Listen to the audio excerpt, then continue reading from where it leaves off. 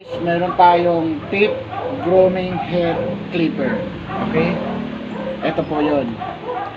Ipapakita ko sa inyo guys kung paano mag-disassemble at saka i-assemble. Kasi maraming nahihirapan dito. Kahit ako nahihirapan din, pero nalaman ko din. Ayan guys para to sa mga ano sa aso, pangkupit. Okay? Ngayon guys, bubuksan na natin.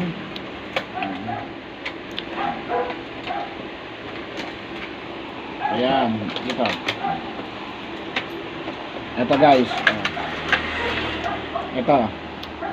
Tutok mo dito. Ito guys, pag tatanggalin nyo yung tatanggalin nyo tong yung blade, dito nyo siya pipindutin. Ito yung ito yung brand nya, Papi. Dito nyo gaganyanin. Itutulak nyo lang.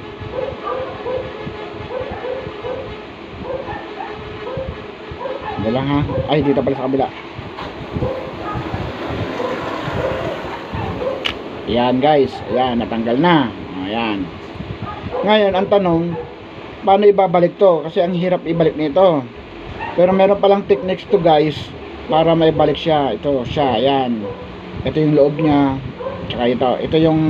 Ito yung blade niya. Ito, plastic. Tsaka itong bakal. Yan yung gumagalaw. Gumagalaw yan guys. Ayan o, gumagalaw yan. Ayan o, ayan o, gumagalaw yan o. Yan o, okay? So, lalagyan nyo lang sa gitna. Ang gagawin nyo guys, ikaganyan nyo muna. Yan. Ibabalik nyo ng ganyan. Sentro nyo lang.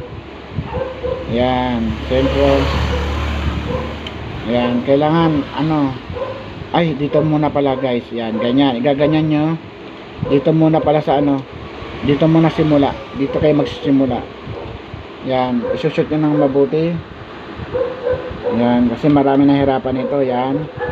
Tapos, pag na-shoot na siya ng mabuti, saka nyo siya ipupush pababa. Ayos natin guys kasi madulas talaga to. Ingatan nyo guys na wag bumagsak kasi masisira ang blade nyo. Yan.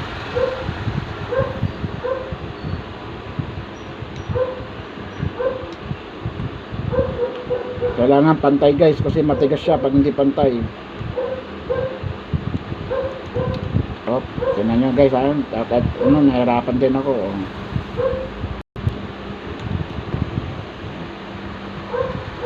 Medyo mahirap agad to guys kaya dapat dandahan.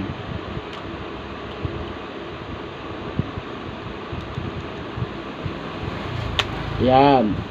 Okay? Ganyan guys ang pagbalik niya. So, pag pinandar nyo, ayan. So, ganun guys Ito yung brand na to, tsaka ito, guys Tandaan nyo, ito ay para dito.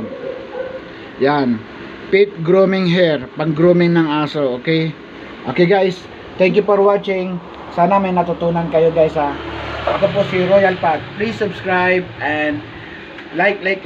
Thank you guys. Bye-bye.